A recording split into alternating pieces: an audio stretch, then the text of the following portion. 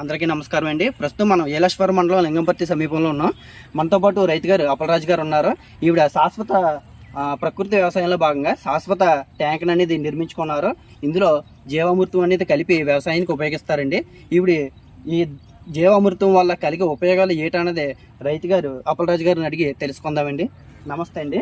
నమస్తే అండి. ఇప్పుడు చెప్పండి. అందరికీ నమస్కారం అండి. నా పేరు బంధుల అప్పలరాజు. మాది వేలాశ్వరం మండలం వేలాశ్వరం గ్రామంలో అండి.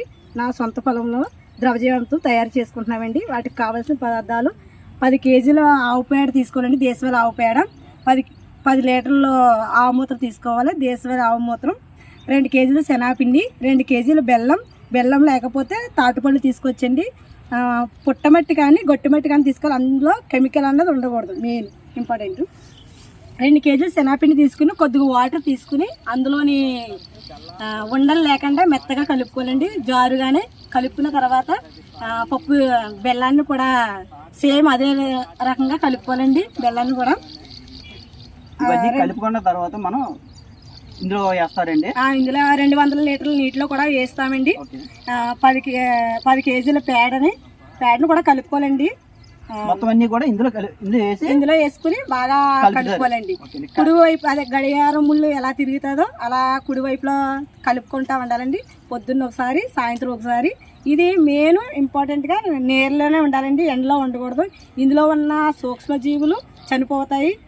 ఎండలో ఉంటే కనుక దాని మీద గోను సంచి కూడా వేసుకోవాలి. ఇది మనం కలుపుకున్న తర్వాత పిచికారీ చేసుకోవడం, చేలో పిచికారీ చేసుకోవడం వల్ల మనకు కలిగే ఉపయోగం ఏంటండి? అందులో ఉన్న సూక్ష్మజీవులు అభివృద్ధి చెందుతాయండి. రైతన్నకు కూడా మేలేయండి. దానివల్ల నష్టం అంటూ లేదు. మెయిన్ లాభం ఉంటుందండి. వానపాములు కూడా మనకి చాలా మట్టుకు తగ్గిపోయినాయి. దీనివల్ల వానపాములు కూడా కొంత అభివృద్ధి చెందుతాయండి. ఓకే అండి. అంటే వానపాములు అనేవి రైతుల యొక్క స్నేహితులు అని కూడా చెప్తూ ఉంటారు. అంటే వానపాములు కూడా మనకి బాగా అభివృద్ధి చెందుతాయి దీనివల్ల. ఓకే అండి. ద్రవజీవామృతం అనేది 48 గంటల్లో తయారవుతుందండి. నాట్లు వేసిన 15 రోజులకి దీన్ని స్ప్రే చేసుకోవాలండి. స్ప్రే చేసుకున్న తర్వాత అలాగా 8 సార్లు అయినా చేసుకోవచ్చండి. దానివల్ల సూక్ష్మ పోషకాలు అన్నవి అభివృద్ధి చెందుతాయండి.